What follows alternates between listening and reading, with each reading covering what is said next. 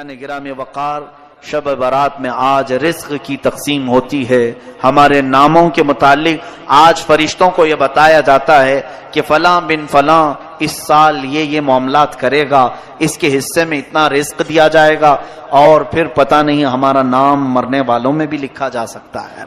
आज हमारे साल की एक किताब बंद हो गई, ये रब्बे जुल जलाल की बारगाह में पेश हो गई कि पिछले साल इस बंदे ने ये सारे काम किए हैं। आपको भी मालूम है, मुझे भी मालूम है मैंने क्या क्या किए, आपने क्या क्या किए। अब आज की रात सिर्फ ये एहसास भी हो कि बारगाह इलाही में मेरी किताब पेश हुई है पिछले साल की, मैंने क्या क्या किया था सब फरिश्तों ने बता दिया। वैसे रब को बताने की जरूरत भी नहीं, मगर मौला फरिश्तों को गवाह बनाता है। तुम भी बताओ कि फलां फलां बंदे ने क्या क्या किया है, पिछले साल का सब उन्होंने पेश कर दिया। अब रब तबारक व तआला का हुक्म नाजिल हो रहा होगा कि ये बंदा जिसने पिछले साल ये तमाम काम किए, अब अगले साल इसके ये मामलात, इसके लिए इतना रिस्क लिखो, इसके लिए इतनी बरकत लिखो, और इसको जलीलों में लिखो, इसको इज्जत वालों में लिखो, और इसको जिंदा रहने वालों में लिखो, इसको बीमार लिखो, और उसके बाद इसको मरने वालों में लिखो। ये तमाम मामलात आज रब्बे जुल जलाल फरिश्तों को बता रहा होगा। कदीर व जब्बार खुदा के फैसले नाजिल होते हैं, और फरिश्ते लेकर कल से फिर एक्टिव हैं, वो अपनी ड्यूटी पर मामूर हैं। हमें ये मालूम नहीं कि हमारा नाम किन चीजों में लिखा गया है।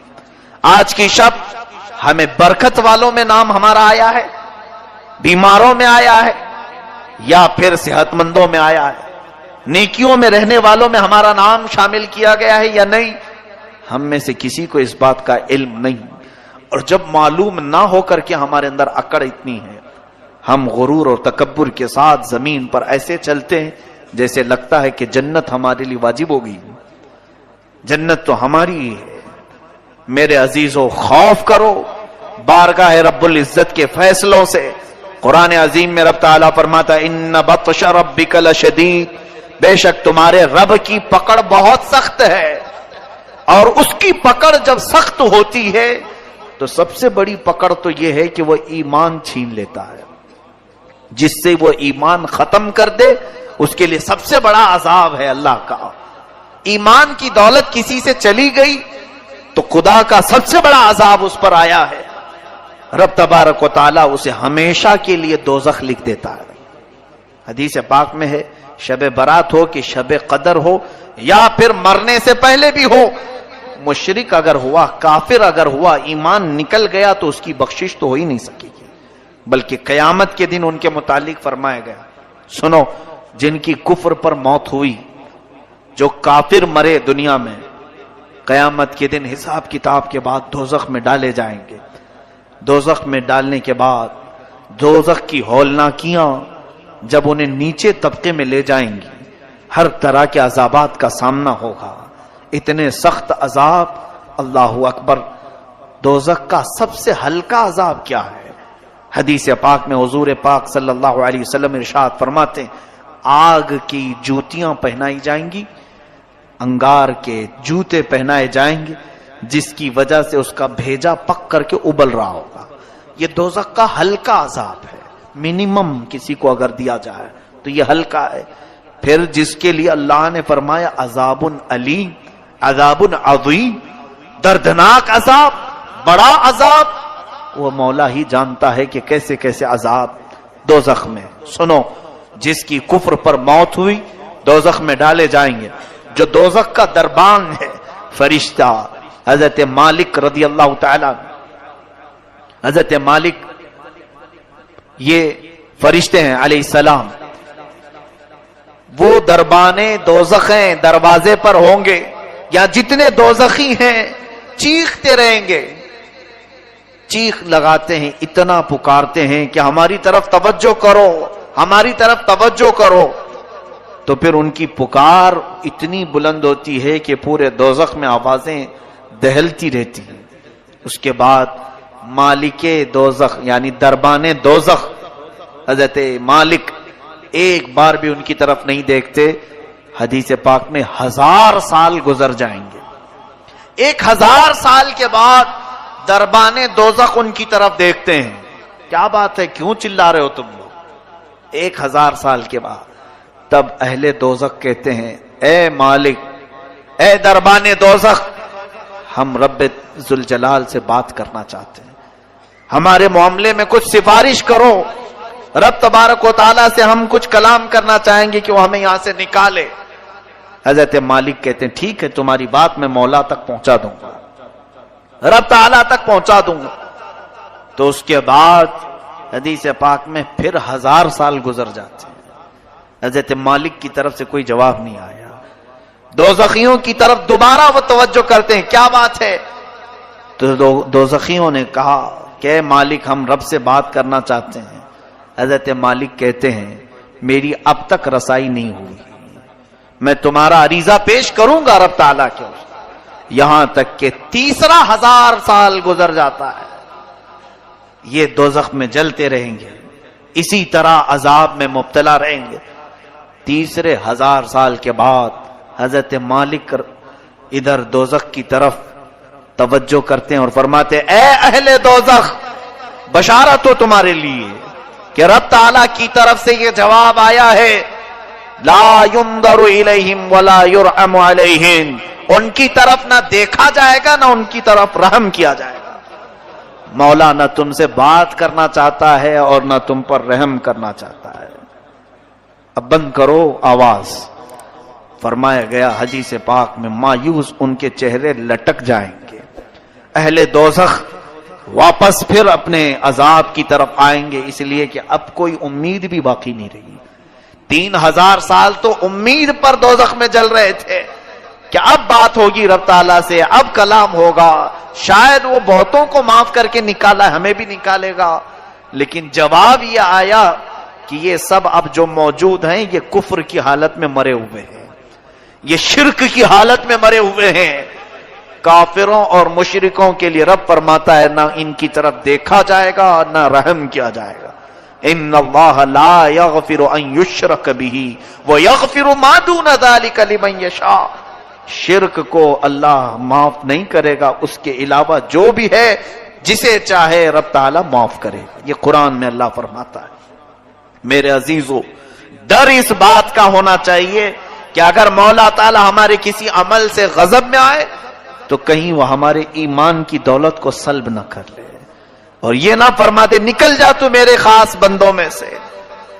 کفار و مشرکین تو جب پسند ہیں بہت, ان کی عادتیں اچھی لگتی ہیں, جا انہی کے جماعت میں شامل ہو جا. آج آپ سب سوچو ذرا, بہت سارے نوجوان یہی چاہتے ہیں آ کر کے صرف یہ کہیں کہ مولانا سارے لوگ تو جی رہے ہیں اچھے سے, وہ اگر ناچ رہے ہیں, ڈانس کر رہے ہیں, آپ ہمیں کیوں روک رہے ہیں؟ کفار بھی ناچ رہے ہیں, کرسچن بھی ناچ رہے ہیں, یہودی بھی ناچ رہے ہیں, ہم مسلمان ہو کر کیا ڈانس نہیں کر سکیں گے؟ ٹھیک ہے, تمہارا سوال یہ, دنیا میں سارے لوگوں کو شراب پیتے ہوئے دیکھا, ہم آپ کو منع کر رہے ہیں تو برا لگا. یہ دنیا کا فیشن ہے, آپ نہیں سمجھ سکو کہ آپ پرانے لوگوں میں سے ہیں. ہم نئے زمانے میں زندگی گزارنا چاہتے ہیں, ہم کچھ ماڈرن بننا چاہتے ہیں. فلمی ایکٹروں کو دیکھ کر ان کی طور طریقے کو اپناتے ہوئے نکل پڑے اور پھر یہ سمجھا کہ ہم ایک نئے راستے پر چل رہے ہیں. سنو, ٹھیک ہے, جس کا راستہ چاہے اپنا لو, جس کا راستہ, کیونکہ تمہارے لیے نہ میں چھڑی لے کر کے بیٹھا ہوں, نہ اللہ کا کوئی فرشتہ تمہاری گردن جھکا کر تمہیں عبادت کرنے کے لیے آئے گا, بلکہ رب تعالیٰ دنیا میں تمہیں آزاد رکھا ہے, تمہیں جو مرضی میں آئے کرو, جو اچھا لگے کرو. قیامت کے دن پھر تیار رہنا اپنے اعمال کا جواب لینے کے لیے. قیامت کے دن ہر ایک کے حساب کتاب کے لیے تم خود ذمہ دار ہوں گے. آج میں ان نوجوانوں سے کہتا ہوں جنہیں کفار و مشرکین اچھے لگتے ہیں, جن کو لوگوں کے ہاتھوں کے شراب کی بوتلیں پسند ہیں, جوے خانے, شراب, تاش کے اڈے, یہ سب بہت اچھے لگتے ہیں جنہیں, اور پھر یہ فلمی دنیا کے تمام تر ظالم دجال قسم کے خرافات مچانے والے اور پورے گھروں کو تباہ کرنے والے ایکٹر انہیں پسند ہیں, ان کے ساتھ ہو جاؤ, کوئی بات نہیں, تمہیں مبارک ہو. قیامت کے دن کہا جائے گا جن کے ساتھ تو دنیا میں رہنا پسند کرتا تھا, آج ان کا ہاتھ پکڑ, وہ جہاں جا رہے وہیں چلا جا, آج وہ جہاں جا رہے وہیں چلا جا. وہاں سے ہاتھ چھڑا کر کے تم تو بھاگو گے، نہیں میں تو رسول اللہ کا امتی ہوں، میں میرے آقا کے پاس آؤں گا، میں اپنے نبی کا نام لیوا ہوں۔ سنو حدیث پاک میں یہ دوڑتا ہوا آئے گا، امتی تو ہے۔ حضور اکرم صلی اللہ تعالی علیہ وسلم کے قریب آتے ہی حضور پاک سے عرض کرتا ہے رو کر کے چلا کر کے، مجھے فرشتے دوزخ کی طرف کھینچ رہے ہیں، بچا لیجیے۔ نبی کونین صلی اللہ تعالی علیہ وسلم کی طرف سے جواب آئے گا تو کون ہے؟ بلکہ اس آقا کی عادت مبارکہ یہ ہے، فرماتے ہیں میں بھرے مجمع میں بھی اپنی امتیوں کو پہچان لوں گا، کروڑوں کی تعداد میں پوری امتیں وہاں ہوں گی، مگر اپنی امت کو میں ضرور پہچانوں گا، ہزاروں کی لاکھوں کی بھیڑ میں بھی۔ یہ بھی حدیث پاک میں۔ لیکن ایک حدیث میں یہ ایک بندہ آئے گا اور حضور اس سے پوچھیں گے تو کون ہے؟ کہے گا حضور میں آپ کا نام لیوا، میں آپ کا امتی ہوں۔ اللہ کے حبیب صلی اللہ علیہ وسلم فرماتے ہیں مجھے تو نہیں اس بات کا علم ہے، تو دنیا میں کسی اور کو پسند کرتا تھا، جا آج اس کو پکڑ لے، وہ جہاں جائے چلا جا۔ آج میں یہی کہنا چاہوں گا، میں آپ کے اوپر کوئی سختی کا معاملہ لے کر کے نہیں آیا ہوں، آپ کے پیچھے پیچھے گھومتے ہوئے محلے بھر میں نہیں آ رہا ہوں، میں آپ کو تو یہاں سے ایک میسج دینا چاہوں گا، تمہیں جو چیزیں اچھی لگیں کرو، لیکن قیامت کا منظر یاد رہے، میدان قیامت یاد رہے، بس اتنے کام کرو کہ رسول اللہ کی بارگاہ میں منہ دکھانے کی ہمارے اندر نوبت یعنی کیفیت باقی رہ جائے، حضور کو منہ دکھا سکیں، عرض تو کر سکیں کہ آقا نفس کی شرارتوں سے بہک تو گیا تھا لیکن محبت دل میں آپ کی رکھتا تھا، حضور آپ کی سنتوں پر مر مٹنے کا جذبہ تھا، شرارت نفس نے مجھے بہکایا ضرور تھا۔ اے میرے عزیز و غلاموں، ان کو چھوڑ کر نہ ہماری دنیا ہے، اس رسول کو چھوڑ کر نہ ہماری قبر ہے، اس نبی کو چھوڑ کر نہ ہماری حشر ہے، کچھ بھی نہیں ہے۔ رسول کریم صلی اللہ تعالی علیہ وسلم سے دور ہو کر ہماری کون سی زندگی ہے؟ آج کی رات اگر یہ احساس نہیں جاگا تو پھر بیکار ہے، ایسی ہزار راتیں ہیں، پھر بیکار ہے ایسی زندگی بھر بار بار آنے والی راتیں ہیں۔ آج بعض لوگوں کو ایسا لگتا ہے یہ رات تو آج روڈ پر ناچنے کی ہے، ایک دوسرے کو گالی گلوچ کر کے باہر کھیل کود کر پوری رات گزارنے کی ہے، ادھر مؤذن فجر کی اذان دے رہا ہو، ادھر لوگ بستر پر جا رہے ہیں۔ یہ آج کی رات کا تماشا لوگوں نے بنایا ہے، پٹاخے اڑاؤ، قبرستان جاؤ تو کہا مار کے ہنسو، اور اگر کسی کے ہاتھ میں بائک آئے تو ایسے اڑاؤ کہ کئی لوگ اس میں حادثوں کے شکار، کئی لوگ اس رات میں لوگوں کو تکلیف دینے کا ذریعہ بنتے ہیں۔ سنو، آج کی رات فرشتے بھی اترتے ہیں، بے حساب ان گنت تعداد میں فرشتے، تم جس وقت اس طرح سے اڑا رہے ہو سکتا ہے ہم سے تمہیں ڈر نہیں لگتا، اللہ کے وہ ملائکہ تمہارے ہر کام کی گواہ بنیں گے، صبح واپس رب کے حضور جائیں گے۔ اللہ تبارک و تعالی ان فرشتوں سے پوچھتا ہے میرے بندوں کو کس حالت میں تم چھوڑ آئے؟ جب تم دنیا سے آ رہے تھے تو میرے بندے کیا کر رہے تھے؟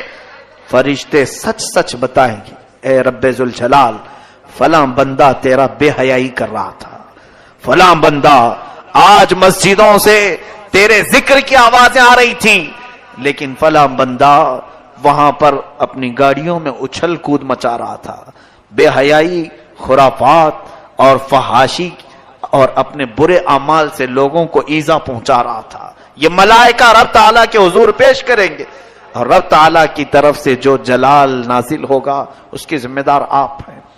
ارے میاں، نئی سال کی نئی شروعات ہو رہی ہوتی ہے، ایک سال ہماری زندگی کا ختم ہوا اور یہاں سے نیا سال شروع ہو رہا ہے۔